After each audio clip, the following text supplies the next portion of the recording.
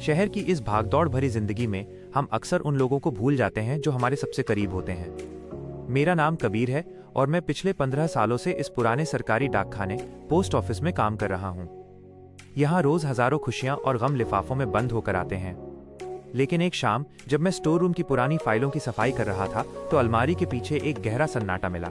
वहाँ धूल में दबा हुआ एक पीला पड़ चुका लिफाफा था जिस पर 15 अगस्त 1995 की मोहर लगी थी। 30 साल पुराना एक खत जो कभी अपनी मंजिल तक नहीं पहुंच पाया। खत का राज। खत खोलते ही एक पुरानी खुशबू महक उठी। उस पर लिखा था, मेरे अमन, मैं जानती हूँ तुम स्टेशन के उस पुराने बरगद के पेड़ के नीचे मेरा इंतजार कर रहे होगे। मैं घर से निकल चुकी हूँ और आज रात की आखिरी बस से तुम्हारे पास पहुँच जाऊंगी। अगर मैं ना पहुँच पाऊँ तो समझ लेना कि किस्मत को हमारी जुदाई ही मंजूर थी, पर तुम किसी और के लिए अपनी जिंदगी मत रोकना। खत के नीचे एक नाम लिखा था, जोया। मेरा दिल कांप उठा। क्या अमन ने अपनी जिंदगी किसी और के साथ शुरू कर ली होगी, या वो आज भी उस बरगद के नीचे खड़ा है? तलाश की शुरुआत मुझसे रहा नहीं गया। मैंने उस पते की तलाश शुरू की। वो पता शहर के एक बहुत पुराने और जर्जर हो चुके इलाके का था।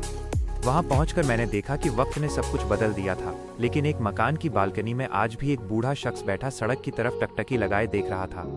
उनके बाल बर्फ जैसे सफेद थे और चेहरे की झुर्रियों में बरसों का इंतजार साफ झलक रहा था। मैंने पास जाकर कांपते स्वर में पूछा, क्या आपका नाम अमन है? भावुक मुलाकात। उन्होंने मेरी तरफ देखा। उनकी आंखों में एक अजीब सी खामोशी थी। जब मैंने उन्हें वो पीला लिफाफा थमाया तो उनके हाथ इस कदर कांपने लगे कि खत जमीन पर गिर गया। खत पढ़ते ही वो फूट फूट कर रोने लगे। उन्होंने बताया, बेटा, 30 साल पहले उस रात एक भयानक तूफान आया था।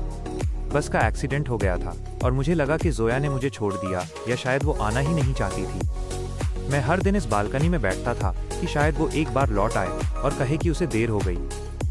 आज 30 साल बाद उन्हें पता चला कि उनकी जोया बेवफा नहीं थी, बस उसका प्यार एक डाकखाने की अलमारी के पीछे दबा रह गया था।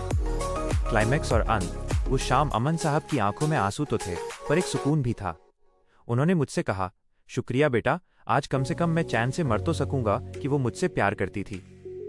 उस दिन मैंने सीखा कि प्यार सिर्फ मिलन नहीं है, प्यार तो वो उम्मीद है जो 30 साल तक एक इंसान को जिंदा रख सकती है।